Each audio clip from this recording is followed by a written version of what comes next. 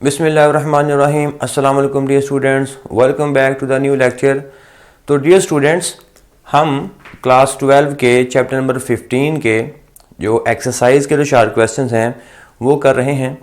तो इससे पहले हमने फर्स्ट 5 शार्ट क्वेश्चन जब वो कंप्लीट किए थे, तो उस वीडियो का जो लिंक है आपको नीचे बॉक्स के अंदर मिल जाएगा। तो आप वहाँ पर जाकर उन वीडियोस को, उन 5 क्वेश्चंस को देख सकते हैं। उनमें जो पहला और दूसरा और 5वां शार्ट क्वेश्चन है वो स्टूडेंट्स एग्ज़ाम्स में कई बार रिपीट हो चुके हैं, तो आप काइंडली उनको लाजमी और अच्छे तरीके से आपने उनको तैयार करना है। ठीक है जी, तो आइए स्टार्ट करते हैं जी आज का टॉपिक। तो क्वेश्चन नंबर 6 है, when the switch in the circuit is closed a current is established in the coil and the metal ring jumps upward, why. आपको एक तस्वीर दिखाई गई है, उस तस्वीर में कॉइल और रिंग है, उसका आपने सर्किट को क्लोज किया तो कहता है वो रिंग जब वो जंप करती है, क्यों। दूसरा उसने पूछा जी, describe what would happen to the ring, कि उस रिंग के साथ क्या होगा जी if the battery polarity were reversed, अगर हम उसकी बैटरी को रिवर्स कर दें तो रिंग के साथ क्या होगा, क्या आया कि दोबारा फिर वो जंप करेगी या नहीं। ओके स्टूडेंट्स, देखें ये हमारे पास एक सर्किट डायग्राम है, इसमें कॉइल, बैटरी, स्विच और एक रिंग दिखाई गई है। ठीक है जी, अब क्या कहता है जी, जब हम सर्किट को क्लोज करते हैं तो ये रिंग जंप करती है, क्यों। अब उसकी रीजन बतानी है। ओके स्टूडेंट्स, जब हम सर्किट को क्लोज करते हैं तो इस रिंग, इस कॉइल के अंदर क्या होगा, एक करंट फ्लो होना शुरू हो जाएगा। ठीक है जी, जब करंट फ्लो होगा तो उस करंट के फ्लो होने की वजह से ये कॉइल अपने इर्द गिर्द एक मैग्नेटिक फील्ड बना लेगी। ठीक है, उस मैग्नेटिक फील्ड की जो डायरेक्शन होगी, मतलब उसका नॉर्थ और साउथ पोल, वो किधर होगा, तो उसको हम राइट हैंड रूल से फाइंड कर सकते हैं। कैसे कि इस कॉइल में जिस डायरेक्शन में करंट फ्लो हो रहा है उसमें अपने राइट हैंड की उंगलियों को एडजस्ट करें। ठीक है जी, करंट जो है वो ऐसे फ्लो हो रहा है, ये करंट फ्लो हो रहा है इस डायरेक्शन में, तो उंगलियों को आप रखें करंट की डायरेक्शन में, और जिधर थंब होगा वो थंब आपको नॉर्थ पोल की तरफ इशारा करेगा। तो मतलब कि इस कॉइल से बनने वाला जो मैग्नेटिक फील्ड है उसकी बेटा डायरेक्शन जो है वो नॉर्थ पोल उसका नीचे की तरफ बन रहा है, और इधर हमारा कौन सा पोल बनेगा, साउथ पोल। तो इस कॉइल के मैग्नेटिक फील्ड की डायरेक्शन नॉर्थ पोल नीचे की तरफ और साउथ पोल ऊपर की तरफ होगा। यहां तक क्लियर हो गया। ओके, अब जब हम स्विच को क्लोज नहीं करते, अभी स्विच ओपन है, तो करंट इस कॉइल में जीरो फ्लो होगा, जीरो होगा। ठीक है, अगर जीरो होगा तो कोई भी फील्ड नहीं बनेगा। फिर हमने सर्किट को, स्विच को कर दिया क्लोज। जब सर्किट को हमने क्लोज किया तो करंट जीरो से मैक्सिमम वैल्यू की तरफ फ्लो करना शुरू कर देगा। तो जब करंट जीरो से मैक्सिमम वैल्यू की तरफ बढ़ेगा तो उससे जो मैग्नेटिक फील्ड है वो भी क्या होगा, इंक्रीज होगा। ठीक है, जब मैग्नेटिक फील्ड इंक्रीज होगा तो वही इंक्रीजिंग फील्ड, वही इंक्रीजिंग फ्लक्स इस पास पड़ी हुई रिंग में से भी गुजरेगा।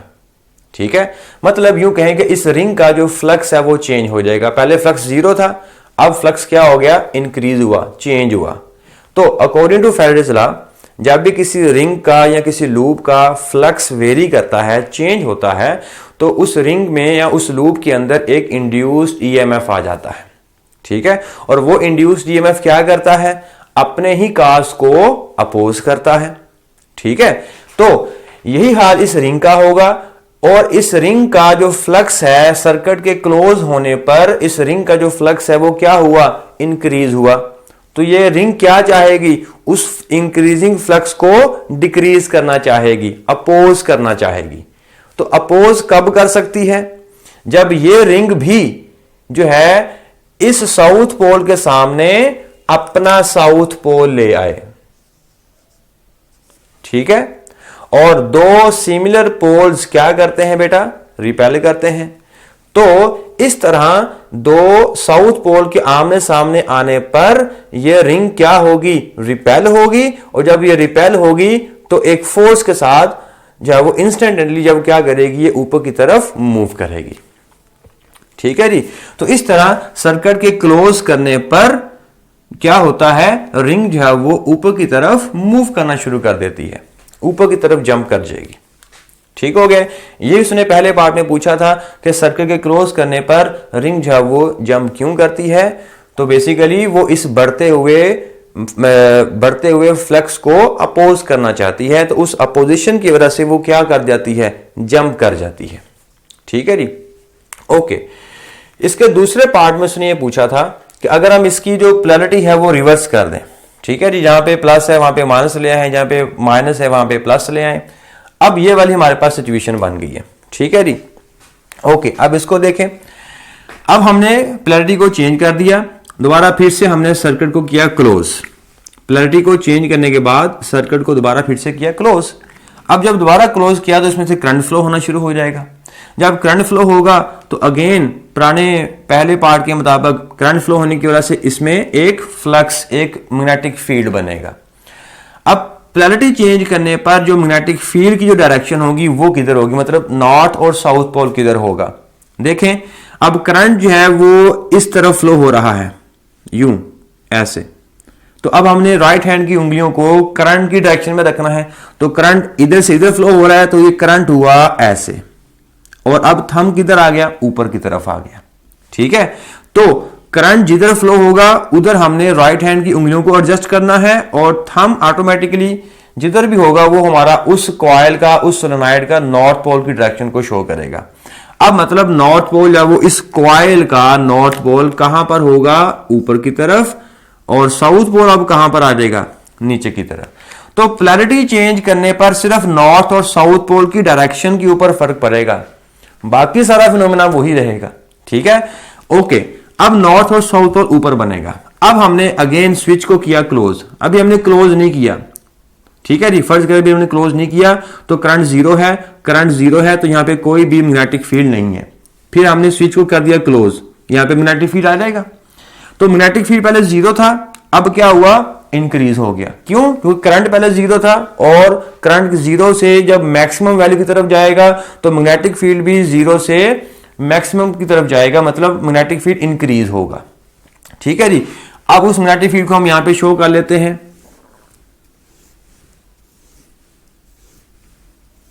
ओके, अब इसकी डायरेक्शन किधर होगी, ये होगी इसकी डायरेक्शन ऊपर की तरफ।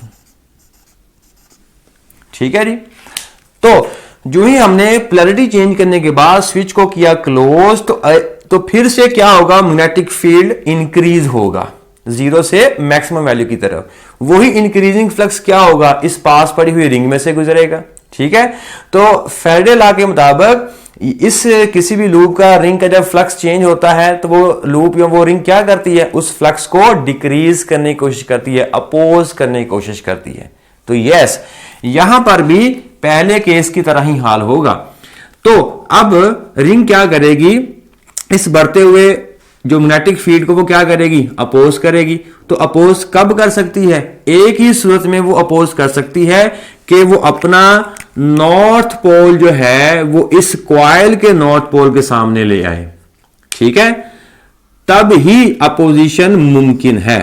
तो जब दो सिमिलर पोल आमने सामने आ जाएंगे तो वो क्या करेंगे, रिपेल करेंगे। उस रिपल्शन, उस अपोजिशन की वजह से रिंग क्या कर जाएगी, रिंग जो वो अपवर्ड डायरेक्शन में जंप कर जाएगी।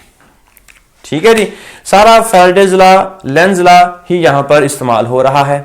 ठीक है, तो फैराडेज लॉ और लेंज लॉ के अकॉर्डिंग आपने इसके जो वो आंसर देने हैं। अब यही आंसर जो है वो मैंने यहां पे लिखा है, when switch is closed the current through the coil increases from zero to maximum value. ठीक है जी, स्विच के क्लोज करने पर करंट जीरो से मैक्सिमम वैल्यू की तरफ बढ़ता है। So the magnetic flux through the ring is increase. तो रिंग में से जो मैग्नेटिक फ्लक्स है वो भी क्या होता है, इंक्रीज होता है, मतलब चेंज होता है। विच produces an EMF in the ring. ठीक है जी, जो रिंग के अंदर ईएमएफ को प्रोड्यूस करने का सबब बनता है। दिस इंड्यूस्ड ईएमएफ, ये जो ईएमएफ इंड्यूस हुई है, एक्ट्स टू डिक्रीज, यानी कि that is opposes the magnetic flux. ठीक है जी, रिंग के अंदर जो ईएमएफ इंड्यूस हुई है वो क्या करेगी, वो इस बढ़ते हुए फ्लक्स को डिक्रीज करने की कोशिश करेगी, मतलब अपोज करने की कोशिश करेगी through the ring. That's why ring jumps. ठीक है जी। तो उस अपोजिशन की वजह से, उस मुखालफत की वजह से रिंग क्या कर जाएगी, दोनों बार ऊपर की तरफ मूव कर जाएगी। दूसरे पार्ट में पोलैरिटी रिवर्स करने पर आंसर में लिखा है when polarity reversed magnetic flux through ring is increase. ठीक है जी, जो मैग्नेटिक फ्लक्स है वो इंक्रीज होगा, which produces an EMF in the ring, और वो ईएमएफ पैदा कर देगा रिंग के अंदर। Lenz law, by Lenz law ring jumps to decrease the magnetic flux. ठीक है, लेंज लॉ के मुताबिक रिंग जो है वो इस फ्लक्स को डिक्रीज करने की कोशिश करेगी और वो अपने आप को ऊपर जंप करवा लेगी। क्वेश्चन नंबर 7 करते हैं। The figure shows a coil of wire in the XY plane with the magnetic field directed along the Y axis. कहता है आपको एक XY प्लेन दिखाया गया है और उसमें एक कॉइल है और एक मैग्नेटिक फील्ड है और मैग्नेटिक फील्ड Y एक्सिस के अलोंग उसकी डायरेक्शन है। Around which of the three coordinate axes should the coil be rotated in order to generate an EMF and a current in the coil? तो कहता है कि इन तीनों एक्सिस के along, किस एक्सिस के अलोंग कॉइल को रोटेट करवाना चाहिए कि उस कॉइल में EMF और करंट जो वो जनरेट हो जाए। ठीक है जी, तो EMF और करंट अगर हमने जनरेट करना है तो मतलब उस कॉइल का जो फ्लक्स है उसको हमें चेंज करवाना पड़ेगा। तो अब हमने ये देखना है कि किस एक्सिस के अलोंग हम कॉइल को रोटेट करवाएं और उसका जो फ्लक्स है वो चेंज हो, और जब फ्लक्स चेंज होगा तो फैराडेज लॉ के मुताबिक उसमें EMF और करंट जो है वो इंड्यूस हो जाएंगे। ठीक है स्टूडेंट्स, तो देखें हमारे पास एक Y एक्सिस के अलोंग जो है वो मैग्नेटिक फील्ड डायरेक्टेड है और हमने इस मैग्नेटिक फील्ड के अंदर एक कॉइल को प्लेस किया हुआ है और अब हम इस कॉइल को मैग्नेटिक फील्ड में पहले Z एक्सिस के अबाउट जो है वो रोटेट करवाते हैं और आप देखते हैं कि जब कॉइल Z एक्सिस के अबाउट रोटेट कर रही है तो उस कॉइल का जो फ्लक्स है वो चेंज नहीं हो रहा। अब जब कॉइल का फ्लक्स चेंज नहीं होगा तो हम फैराडेज लॉ के अकॉर्डिंग ये बता सकते हैं कि change in magnetic flux is equals to EMF, और जब change in magnetic flux zero होगा तो EMF भी उसमें जीरो होगी और करंट भी उसमें क्या होगा, जीरो होगा। तो Z एक्सिस के अलोंग कॉइल को रोटेट करवाने पर हम देखते हैं कि कोई भी EMF और करंट जो है वो जनरेट नहीं हो पाएगा क्योंकि फ्लक्स उसमें चेंज नहीं हो रहा Z एक्सिस के अलोंग। ओके, अब हम अगर कॉइल को Y एक्सिस के अलोंग रोटेट करवाते हैं तो आप देख सकते हैं कि Y एक्सिस के अलोंग भी रोटेट करवाने पर उस कॉइल का जो फ्लक्स है वो चेंज नहीं हो रहा। मतलब जो मैग्नेटिक फील्ड है वो कॉइल के प्लेन के साथ पैरेलल डायरेक्शन में है, तो no change in magnetic flux while rotating about Y axis. ठीक है जी, तो Y एक्सिस के अलोंग भी रोटेट करवाने पर हमने देखा कि उस कॉइल का जो फ्लक्स है वो चेंज नहीं हुआ, और जब फ्लक्स चेंज नहीं होगा तो फैराडे लॉ के मुताबिक कोई भी EMF और कोई भी जो करंट है वो उसमें इंड्यूस जनरेट नहीं हो पाएगा। ठीक है, अब एक ही एक्सिस रह गया X एक्सिस। अब हम इस कॉइल को जब हम X एक्सिस के अबाउट रोटेट करवाते हैं तो आप क्लियरली देख सकते हैं कि X एक्सिस के अबाउट रोटेट करने पर उसका जो फ्लक्स है वो मैक्सिमम जीरो मतलब चेंज हो रहा है। ठीक है, मतलब कि X एक्सिस के अलोंग जब हम कॉइल को रोटेट करवा रहे हैं तो उसका फ्लक्स चेंज हो रहा है, और जब फ्लक्स चेंज होगा तो हम फैराडेज लॉ लगा सकते हैं जिसके मुताबिक change in flux produces N EMF। तो अब हम आंसर देखते हैं जी, क्या लिखता है हमने। If the coil is rotated about X axis and EMF and current is generated in the coil। ठीक है जी, उन तीनों एक्सिस में से वो कौन सा एक्सिस था जिसके अलोंग फ्लक्स चेंज हो रहा था, और वो था X एक्सिस। इसलिए हमने देखा कि X एक्सिस के अलोंग ही क्या होगा, कॉइल को रोटेट करने पर उस कॉइल में EMF और करंट जनरेट होगा। क्यों, रीजन उसकी मैंने क्या लिखी है, the magnetic flux through the coil changes only when we rotate it about X axis. ठीक है जी, कि हम सिर्फ जब X एक्सिस के अबाउट उसको रोटेट करवाते हैं तो सिर्फ इस एक्सिस के अलोंग ही उसका जो फ्लक्स है वो चेंज होता है। फिर फैराडेज लॉ क्या कहता है? फैराडेज लॉ के मुताबिक ईएमएफ बराबर है n del phi over del t और EMF is proportional to del phi over del t. तो एक्स एक्सिस के अलोंग फ्लक्स चेंज हो रहा है तो एक्स एक्सिस के अलोंग ही ईएमएफ बनेगा और करंट बनेगा। So therefore EMF and current are induced in the coil. There is no change of the magnetic flux when we rotate it about y axis and z axis. ठीक है जी, Y axis और Z axis के about rotate करवाने पर कोई EMF current change पैदा नहीं होगा क्योंकि इन दोनों एक्सिस के अलोंग फ्लक्स चेंज नहीं होता। तो सिर्फ और सिर्फ एक्स एक्सिस के अबाउट रोटेट करवाने पर फ्लक्स चेंज होगा और हमें ईएमएफ और करंट मिलेगा। क्वेश्चन नंबर 8 करते हैं students. How would you position a flat loop of a wire in a changing magnetic field so that there is no EMF induced in the loop. कहता है जी हमने मैग्नेटिक फील्ड में, जो कि चेंजिंग मैग्नेटिक फील्ड है, उसमें हमने कॉइल को प्लेस करना है। तो किस तरह हम उसको प्लेस करें कि उसमें जो ईएमएफ है वो इंड्यूस ना हो। ठीक है जी, तो देखें स्टूडेंट्स, हमारे पास एक चेंजिंग मैग्नेटिक फील्ड है और उस चेंजिंग मैग्नेटिक फील्ड में हमने कॉइल को प्लेस कर दिया। अब हमने जो प्लेस किया है उस कॉइल को वो इस तरह किया है कि कॉइल का जो प्लेन है वो मैग्नेटिक फील्ड के साथ पैरेलल है। ठीक है, या यूं कहें कि उस कॉइल का जो नॉर्मल वेक्टर है, नॉर्मल है, वो मैग्नेटिक फील्ड के साथ परपेंडिकुलर है। ठीक है, तो जब भी किसी भी कॉइल का नॉर्मल मैग्नेटिक फील्ड के साथ परपेंडिकुलर होगा तो दोनों के दरमियान एंगल जो है वो क्या होगा? 90 होगा।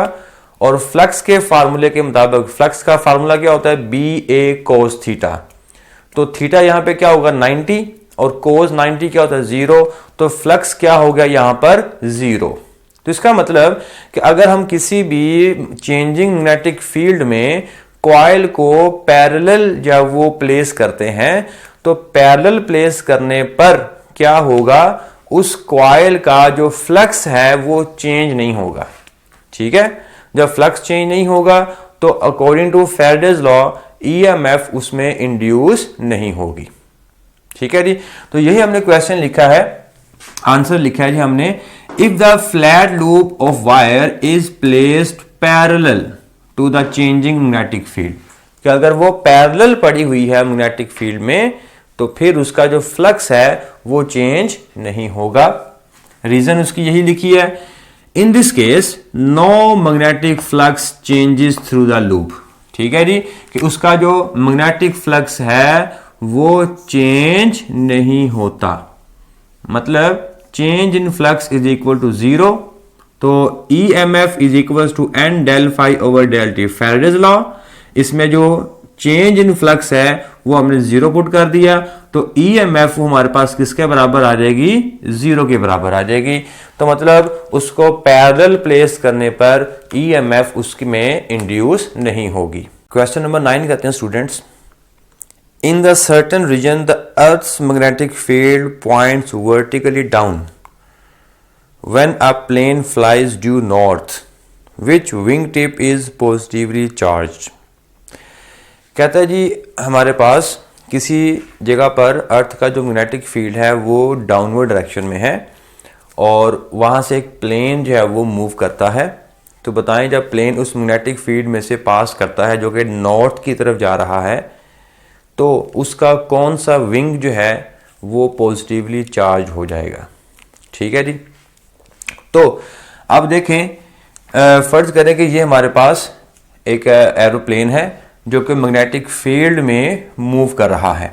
ठीक है, अब ये नॉर्थ की जानब मूव कर रहा है, मतलब ये ऐसे नॉर्थ की जानब मूव कर रहा है और मैग्नेटिक फील्ड जो है वो ऐसे डाउनवर्ड डायरेक्शन में है।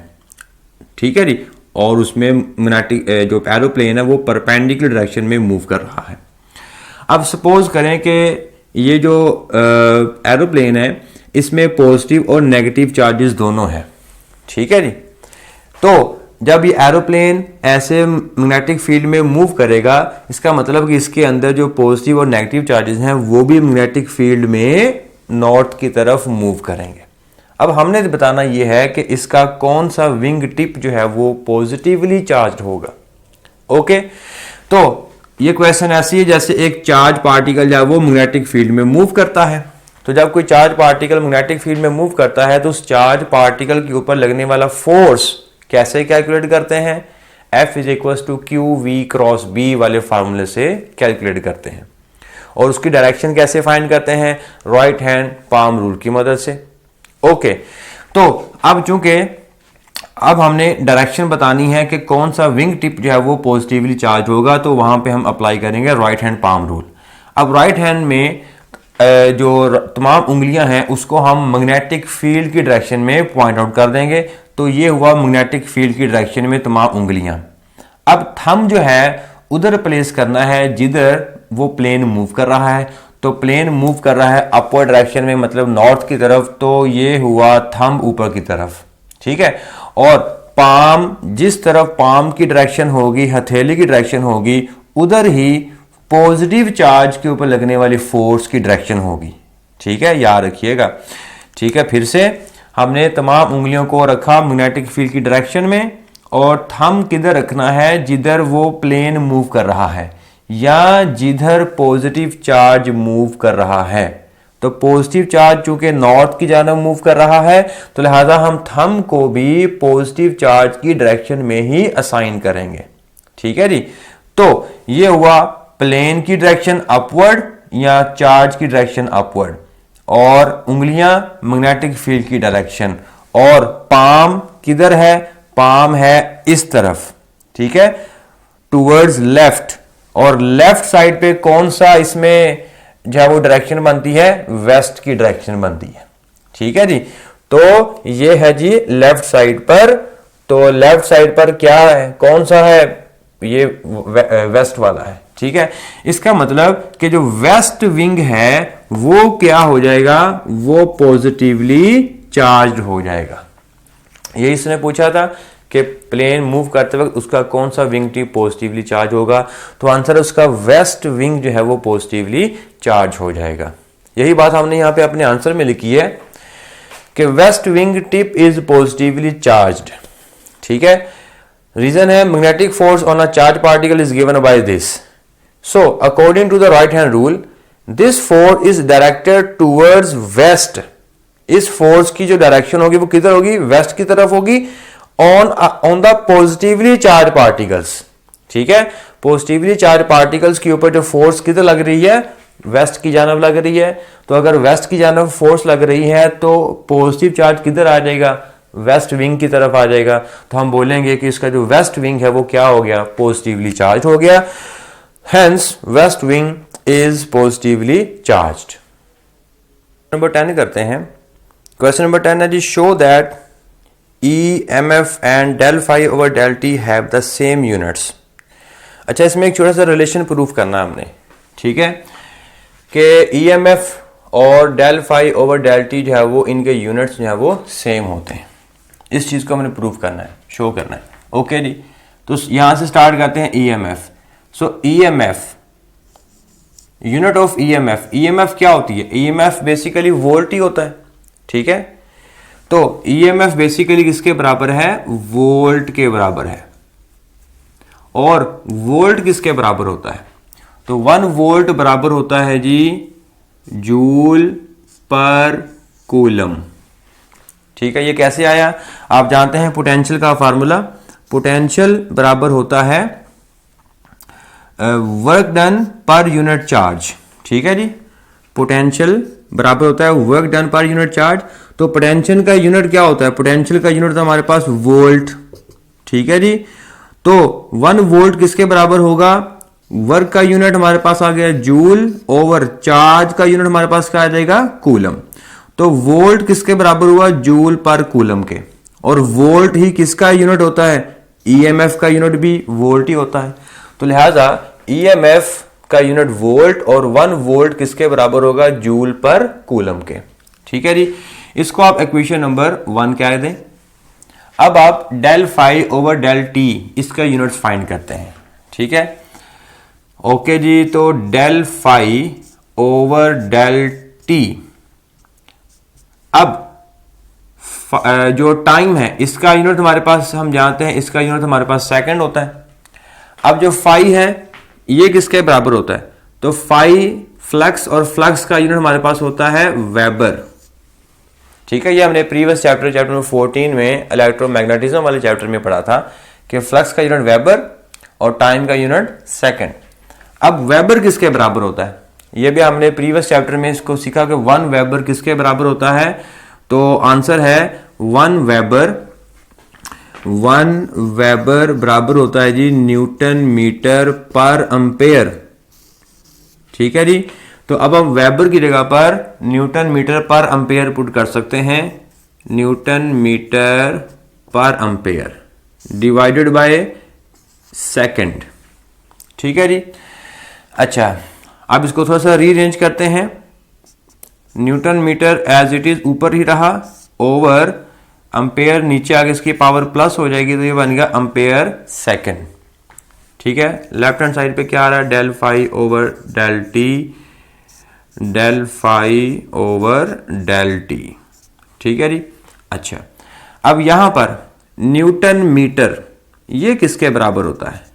ठीक है, तो अगर आपको वर्क का फार्मूला पता है, वर्क बराबर होता है फोर्स इंटू डिस्प्लेसमेंट, तो फोर्स होता है न्यूटन, डिस्प्लेसमेंट का यूनिट होता है मीटर, तो वर्क का यूनिट क्या होता है, जूल। तो मतलब जूल किसके बराबर होता है, न्यूटन मीटर के बराबर होता है। तो इसका मतलब कि आप न्यूटन मीटर की जगह पर आप जूल पुट कर सकते हैं, तो लिहाजा इस न्यूटन मीटर की जगह पर क्या आ जाएगा, इस न्यूटन मीटर की जगह पर आ जाएगा joule over ampere second. Ampere second ये करंट की डेफिनेशन से है, करंट बराबर होता है जी किसके बराबर होता है, चार्ज पर यूनिट टाइम। अब यहां से अगर मैं Q की वैल्यू निकालूं तो Q बराबर आ जाएगा, Q बराबर आ जाएगा I इंटू टी। तो I का यूनिट क्या होगा, सेकंड, सॉरी एम्पेयर। ठीक है, I का यूनिट एम्पेयर और T का यूनिट सेकंड। तो एम्पेयर सेकंड ये किसके बराबर होगा, चार्ज का यूनिट की, और चार्ज का यूनिट क्या होता है, कूलम। इसका मतलब कि एम्पेयर सेकंड की जगह पर मैं क्या लिख सकता हूं, कूलम। तो इस एम्पेयर सेकंड की जगह पर मैं क्या लिख सकता हूं, कूलम। ये इक्वेशन नंबर इसको मैं 2 बोल दूंगा। तो इक्वेशन नंबर 1 भी जूल पर कूलम के बराबर है, मतलब ईएमएफ का यूनिट भी जूल पर कूलम है, और del phi over del t का यूनिट भी क्या है, जूल पर कूलम है।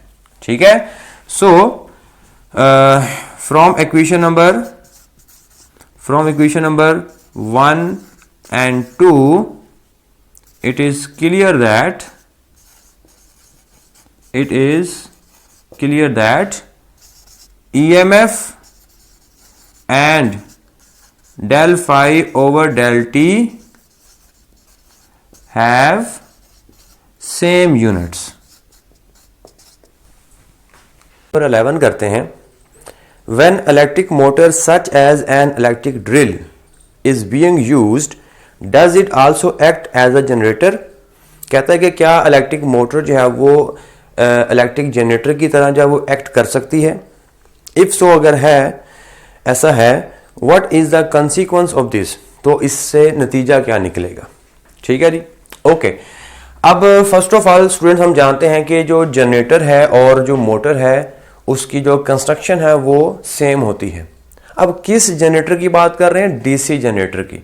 डीसी जनरेटर और डीसी मोटर इन दोनों की जो कंस्ट्रक्शन है वो सेम होती है। ओके, अब ये हमारे पास डीसी मोटर का सेटअप है। ठीक है जी, इसमें बैटरी और एक कॉइल है जो कि मैग्नेटिक फील्ड में पड़ी होती है, और ये मैग्नेटिक फील्ड में क्या करेगी, रोटेट करेगी। ठीक है जी, अब जब कोई भी कॉइल मैग्नेटिक फील्ड में रोटेट करती है तो क्या होता है, उसका जो फ्लक्स है वो चेंज होता है। ठीक है, अब जब फ्लक्स चेंज होगा तो अकॉर्डिंग टू फैराडेज लॉ, जब भी किसी लूप या किसी कॉइल या आर्मेचर का फ्लक्स चेंज होता है तो उसमें एक बैक ईएमएफ इंड्यूस हो जाता है, उसमें एक ईएमएफ इंड्यूस हो जाता है। ठीक है जी, तो अब इस मोटर में लगी हुई कॉइल भी इस मैग्नेटिक फील्ड के अंदर रोटेट करती है। तो जब ये मोटर की कॉइल मैग्नेटिक फील्ड में रोटेट करती है तो इस कॉइल का भी फ्लक्स चेंज होगा। जब फ्लक्स चेंज होगा तो इसके अंदर भी एक बैक ईएमएफ, एक इंड्यूस्ड ईएमएफ जो वो आ जाएगी। तो मतलब कि इसका बिहेवियर भी तो जनरेटर की तरह ही हुआ। जनरेटर में जैसे फ्लक्स के चेंज होने से ईएमएफ बनता है, इसी तरह मोटर के कॉइल मैग्नेटिक फील्ड में रोटेट करने से भी इसका फ्लक्स चेंज होगा और उससे भी बैक ईएमएफ प्रोड्यूस होगी। तो यस, एक डीसी मोटर जो है वो एक जनरेटर की तरह जो है वो एक्ट कर सकती है। अब दूसरा उसने पार्ट पूछा था कि इसका नतीजा क्या निकलेगा। ठीक है, अब इसका नतीजा ये निकलेगा, देखें जब ये कॉइल रोटेट करेगी तो इसमें एक बैक ईएमएफ पैदा होगा। ठीक है जी, इसमें एक ईएमएफ इंड्यूस हो जाएगा। अब ये जो इंड्यूस्ड ईएमएफ इसमें आया है, ये हमारे अप्लाइड वोल्टेज को, हमारे अप्लाइड ईएमएफ को अपोज करेगा। ठीक है, ये ईएमएफ हमारे इस अप्लाइड ईएमएफ को क्या करेगा, अपोज करेगा। और उससे नतीजा क्या निकलेगा कि ये V, ये हमारा अप्लाइड वोल्टेज, अप्लाइड ईएमएफ जो करंट भेज रहा था, वो करंट क्या हो जाएगा, वो करंट कम हो जाएगा। ठीक है ना, क्योंकि ये इसको अपोज करता है, ये इसकी वैल्यू को डिक्रीज करने की कोशिश करेगा। जब इसकी वैल्यू डिक्रीज होगी तो इससे प्रोड्यूस होने वाला जो करंट है वो भी क्या हो जाएगा, डिक्रीज हो जाएगा। तो यस, ये बैक ईएमएफ जो है क्या करता है, इस सर्किट के अंदर जो करंट फ्लो करता है उसको लिमिट कर देता है, उसको डिक्रीज करने की कोशिश करता है। ठीक है जी, तो अब यही हमने अपना आंसर लिखा है स्टूडेंट। आंसर में है जी yes it acts like a generator, तो वो मोटर जनरेटर की तरह एक्ट करती है। Okay, when the coil of motor rotates in magnetic field, जब मोटर की कॉइल मैग्नेटिक फील्ड में कहता है रोटेट करती है तो क्या होता है, the flux through coil changes, तो उस कॉइल का फ्लक्स चेंज होता है। And EMF E is induced in it, तो फ्लक्स के चेंज होने से उस कॉइल में एक इंड्यूस्ड ईएमएफ आ जाएगा। वो क्या करता है, which opposes the applied EMF V, और वो हमारे अप्लाइड वोल्टेज को ये वाला ईएमएफ क्या करता है, अपोज करता है। The magnitude of back EMF increases with speed of motor. अब कहता है इस ईएमएफ की जो मैग्नीट्यूड है वो ज्यादा कब होगा, जितनी तेजी से ये मोटर की कॉइल जब वो रोटेट करेगी, जितनी तेजी से ये कॉइल रोटेट करेगी उतनी तेजी के साथ इसका फ्लक्स चेंज होगा। जब तेजी से फ्लक्स चेंज होगा तो उतना ही ज्यादा ईएमएफ बनता है according to Faraday's law. Rate of change of flux जितना ज्यादा होगा उतना ईएमएफ ज्यादा होगा। तो अगर मोटर तेजी से घूमेगी, कॉइल तेजी से घूमेगी, तो ये जो ईएमएफ है ये ज्यादा प्रोड्यूस होगा, ज्यादा प्रोड्यूस होगा तो ये इसको ज्यादा अपोज करेगा। ठीक है जी, ओके, तो नतीजा क्या होगा, it that is back EMF limits the flowing current. ठीक है जी, बैक ईएमएफ उस फ्लोइंग करंट को क्या कर देगा, लिमिट्स कर देगा, डिक्रीज करने की कोशिश करेगा through the coil of the motor. ठीक है जी, उस मोटर की कॉइल को। इस रिलेशन के मुताबिक हम जो है वो उस करंट को बता सकते हैं कि वो करंट कैसे लिमिट होता है। लेकिन जितनी ईएमएफ की वैल्यू ज्यादा हो जाएगी, ईएमएफ की वैल्यू जितनी ज्यादा हो जाएगी तो नोमिनेटर में उतना ही आंसर हमारा कम हो जाएगा। ठीक है, ये तो फिक्स्ड है, ये तो फिक्स्ड है, तो ये तो वेरिएबल है। अगर ये ज्यादा होगी, ई की वैल्यू ज्यादा होगी तो ओवरऑल आंसर ऊपर क्या बनेगा, कम बनेगा। तो अगर ऊपर ओवरऑल आंसर कम बनेगा तो करंट भी क्या हो जाएगा, कम हो जाएगा, क्योंकि करंट का इस पूरे के साथ रिलेशन कैसा है, डायरेक्ट रिलेशन है। तो हम कह सकते हैं कि V माइनस ईएमएफ, इस पूरे का आंसर जितना कम होता चला जाएगा उतना ही हमारा जो करंट है वो कम होता चला जाएगा। और वो कम कैसे होगा, ये वैल्यू बढ़ने से। तो ये वैल्यू जितनी ज्यादा बढ़ेगी ओवरऑल आंसर हमारा कम हो जाएगा, जिससे हमारा जो करंट है वो भी क्या हो जाएगा, कम हो जाएगा। जी स्टूडेंट्स, क्वेश्चन नंबर 12 करते हैं। Can a DC motor be turned into a DC generator, क्या डीसी मोटर जब वो डीसी जनरेटर में टर्न मतलब कन्वर्ट कर सकते हैं। What changes are required to be done, तो किस किस्म की तब्दीलियां जो है वो हमें रिक्वायर्ड होंगी डीसी मोटर को डीसी जनरेटर में कन्वर्ट करने के लिए। ओके, अब देखें स्टूडेंट, डीसी मोटर और डीसी जनरेटर इन दोनों की जो कंस्ट्रक्शन होती है वो सिमिलर होती है। तो सिमिलर कंस्ट्रक्शन होने की वजह से हम डीसी मोटर को डीसी जनरेटर में जो है वो कन्वर्ट कर सकते हैं। ठीक है जी, अब जो चेंजेस रिक्वायर होंगी वो हम देख लेते हैं। देखें, ये हमारे पास एक सिंपल डीसी मोटर की कंस्ट्रक्शन है। ठीक है जी। अब डीसी मोटर में हमारे पास क्या है, इलेक्ट्रोमैग्नेट होता है। ठीक है जी। और इस कॉइल को मूव करवाने के लिए, रोटेट करवाने के लिए हमारे पास एक इलेक्ट्रिकल सोर्स होता है। ठीक है। अब ये जो इलेक्ट्रिकल सोर्स है और जो इलेक्ट्रोमैग्नेट है, हम इसको रिप्लेस कर देंगे। ठीक है जी। तो जो पहली तब्दीली हमें करनी पड़ेगी वो ये करनी पड़ेगी कि ये जो हमने इलेक्ट्रोमैग्नेट इस्तेमाल किया हुआ है, इसको हम हटाकर यहाँ पे क्या रख देंगे, एक परमानेंट मैग्नेट रख देंगे। ठीक है। तो पहली तब्दीली हम यहाँ पे लिखते हैं कि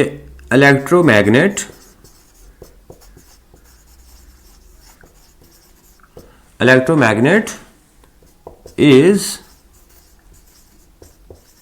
replaced by permanent magnet।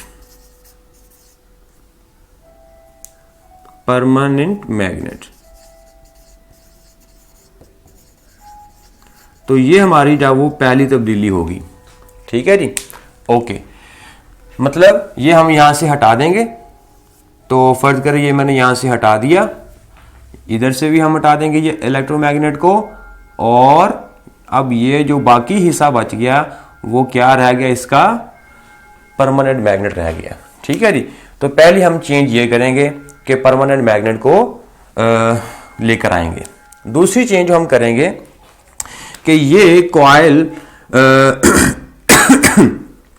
कि ये जो हमारे पास बैटरी लगी हुई है, हम इसको यहाँ पे रिप्लेस कर देंगे किसी लोड के साथ। ठीक है। हम यहाँ पर इसको रिप्लेस करके कोई लोड यहाँ पे रख देंगे, जिस पे लोड से ज़्यादा कोई एनर्जी अपना कोई बल्ब लगा देंगे, कोई पंखा वगैरह लगा देंगे यहाँ पर, जिससे जो एनर्जी है वो डेसिपेट हो, जो एनर्जी को खर्च करे। ठीक है। तो हम यहाँ पर क्या करेंगे, इस बैटरी को हटाएंगे और यहाँ पे एक बल्ब, मतलब इसको जनरल बोलें, एक रेजिस्टेंस सोर्स लगा देंगे। ठीक है। तो यहाँ पर हम लगा देंगे जी एक लोड यूं, और बैटरी को फिर हम यहां से डिस्कनेक्ट कर देंगे। तो बैटरी रिप्लेस हो गई एक लोड से। ठीक है। Electrical source replaced by a load. Electrical source replaced by a load, कि हम उसको लोड से रिप्लेस कर दें। तीसरी चेंज है वो ये है कि इस कॉइल को अब हमने रोटेट करवाना है। अब कॉइल को जब हमने रोटेट करवाना है तो अब हमने इसको मैकेनिकली रोटेट करवाना है, क्योंकि जनरेटर के अंदर हम कॉइल को मैकेनिकली रोटेट करवाते हैं। ठीक है। किसी मैकेनिकल सोर्स, किसी मैकेनिकल एनर्जी से। तो अब हम इस सोर्स को, इस कॉइल को क्या करेंगे, यहाँ पर हम कोई मैकेनिकल सोर्स यहाँ पे पुट करेंगे, जैसे टरबाइन होती है। ठीक है। टरबाइन को जब हम घुमाते हैं तो ऊपर से वाटर को फॉल करवाते हैं, और वो उस टरबाइन के ऊपर आगे गिरता है, और वो टरबाइन रोटेट करती है, और उस टरबाइन के साथ लगी हुई कॉइल है वो भी रोटेट करती है। तो हमने वाटर को फॉल करवाया एक हाइट से। तो वाटर के पास कौन सी एनर्जी होगी जब वो हाइट पर होगा, मैकेनिकल एनर्जी होगी, पोटेंशियल एनर्जी होगी। यस। तो इसी तरह हम इस कॉइल को किसी मैकेनिकल सोर्स की मदद से क्या करेंगे, रोटेट करवाएंगे। ठीक है जी। So armature is rotated by a mechanical source, ये हम यहां पे लिख देंगे।